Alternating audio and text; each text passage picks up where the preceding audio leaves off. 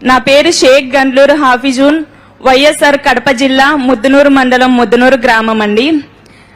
Actual గా ముస్లిం కేటగిరీలో అమ్మాయికి ఈ డిపార్ట్మెంట్ లో పంపించడానికి తల్లిదండ్రులు గాని పెళ్ళైనాక హస్బెండ్ గాని చాలా భయపడుతుంటారు.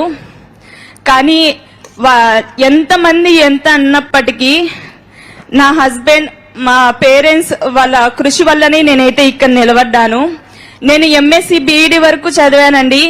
చాలా మంది అంటారు, ముస్లిం అమ్మాయివి నువ్వేం చేయగలవు, అది కూడా మ్యారేజ్ అయింది, 28 years, నువ్వు ఇంకేం సాధించలేవు నీ లైఫ్ లో, ఏదైనా చెయ్యాలంటే బీఈడి ఒక్కటే ఉంది, నీ టీచర్ గా మాత్రమే పని చేయగలవు అని అన్నారు. సో అలాంటి వాళ్ళు అందరూ ముక్కున వేలేసుకునే విధంగా ఈ రోజు నేను కానిస్టేబుల్ జాబ్ కొట్టి మీ అందరి ముందు నిలబడ్డాను. అలాగే మా కమ్యూనిటీ పేరెంట్స్ కి నేను విన్నపించుకునేది ఒకటే, నాలాగా చదువుకునే వాళ్ళు చాలా మంది ఉంటారు.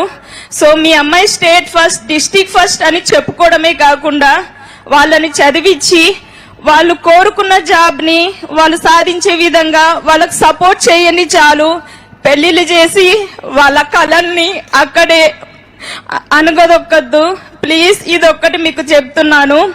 అలానే మారుమూల ఉన్న ప్రజలు చాలా మంది ఉంటారు.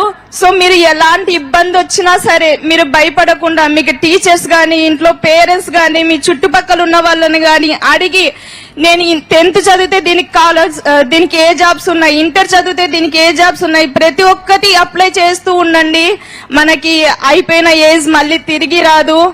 సో నోటిఫికేషన్స్ ఎప్పుడు వస్తున్నా అప్లై చేస్తూ ఉండండి. అలానే నాకు ఈ అవకాశం ఇచ్చిన పెద్దలందరికీ థ్యాంక్స్ అండి. All the best. Congratulations. మీ భర్తకి అభినందనలు. మామూలుగా ఆ అమ్మాయి మనోభావాలు విన్నారు.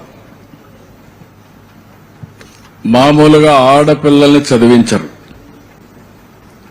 చదివించాలంటే శ్రద్ధ ఉండదు.